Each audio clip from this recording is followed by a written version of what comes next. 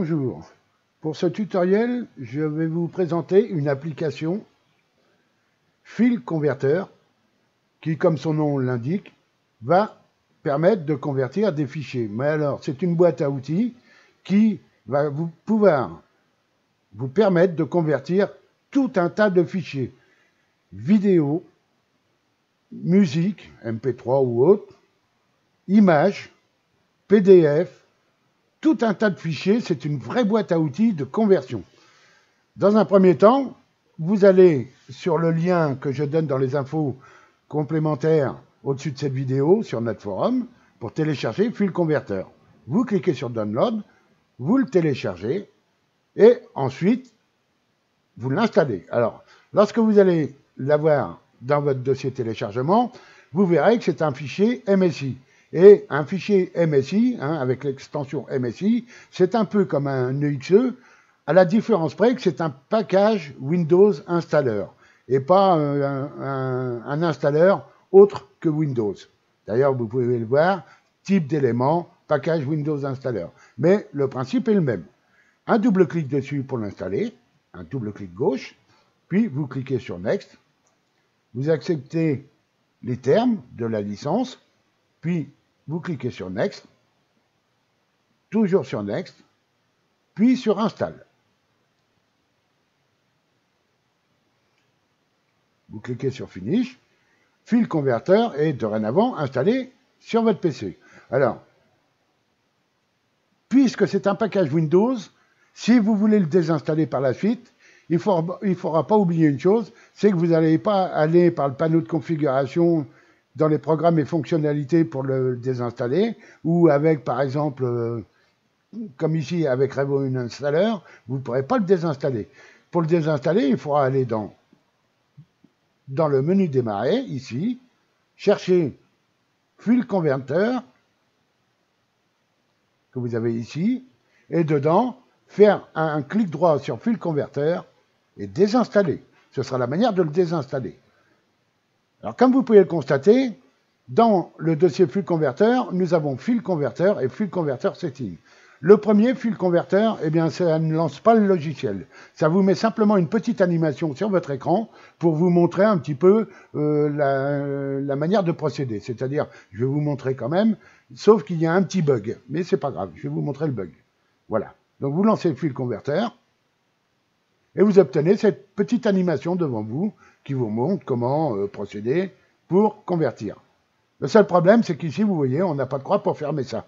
Il faudra passer en bas par l'icône, dans la barre des tâches, faire un clic droit et fermer la fenêtre.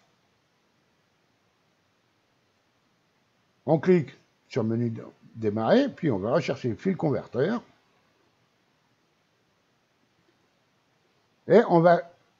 Alors, vous avez bien compris que File Converter, le raccourci ici, ne sert strictement à rien, à part mettre une petite animation. Par contre, il faut aller configurer File Converter. Alors, le configurer, pourquoi? Je vous présente File Converter, et vous allez voir sur la gauche qu'on peut convertir tout un tas de fichiers en d'autres fichiers.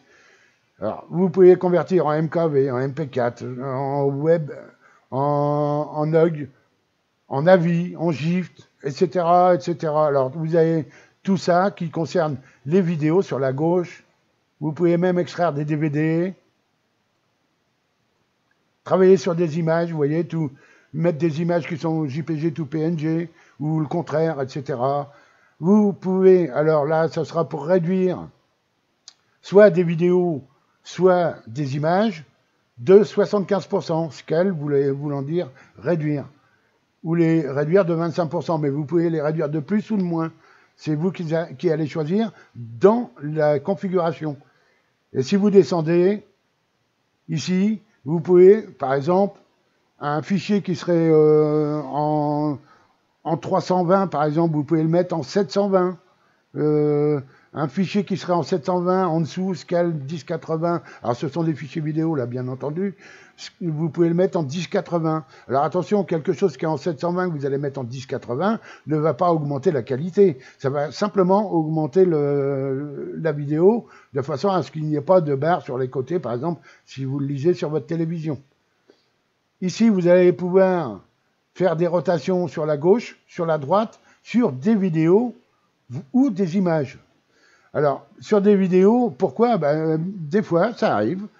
Vous avez une vidéo avec les gens qui sont la tête en bas, tout simplement, ou qui sont pas dans le bon sens. Eh bien, vous pouvez tout simplement faire une rotation de la vidéo. Et ici, pour tempo et pitch, ça va être pour changer la vitesse d'un MP3, par exemple. Donc, vous pouvez, alors là, je vois pas trop l'intérêt, mais bon, vous pouvez changer la vitesse et le tempo de votre MP3. Et, alors, je vous laisserai découvrir tout ça. Et à chaque fois que vous allez cliquer sur une des options qui vous est offerte, vous allez voir que vous avez la configuration possible.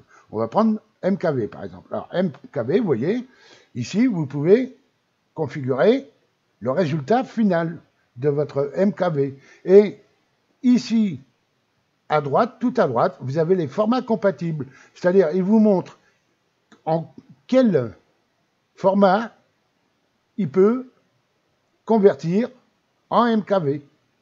Pareil pour le MP4.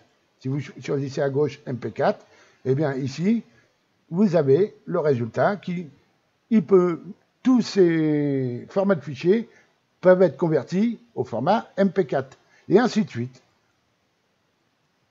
Alors, par exemple, je vais vous prendre un exemple, MP4. Alors, MP4, pourquoi? Eh bien, des fois, vous pouvez avoir un lecteur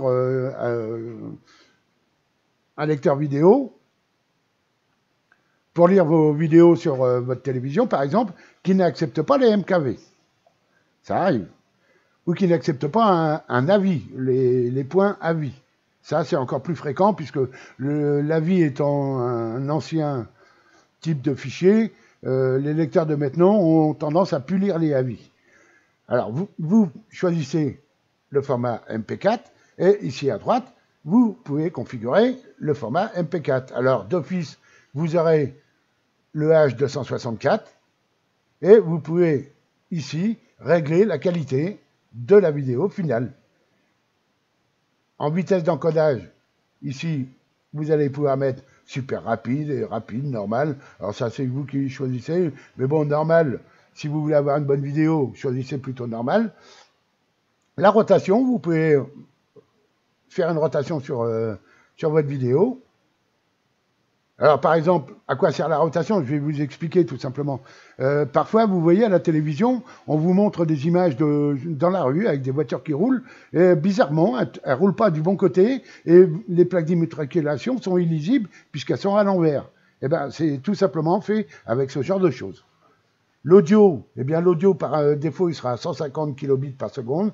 Et bon, moi, j'estime que un minimum, c'est 192. Donc, je vais le régler à 192 et je clique sur enregistrer.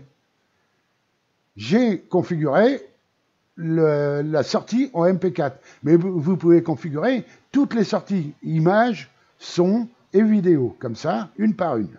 Une fois que vous avez fait vos choix, eh bien, il vous suffit simplement ensuite de convertir vos fichiers. Et vous verrez que pour convertir ces fichiers, eh bien, il n'y a rien de plus facile. Il n'y a pas besoin de lancer de logiciel ou quoi que ce soit. Ça va se faire directement avec le fichier d'origine. On verra ça dans la vidéo suivante où je vais vous montrer justement comment convertir un PDF, par exemple, en image, une image en PDF, convertir une vidéo en son, c'est-à-dire vous avez une vidéo mais vous voulez récupérer que le son. On va voir comment faire. Nous allons voir plein de choses possibles avec ce logiciel. Merci de m'avoir suivi et à bientôt.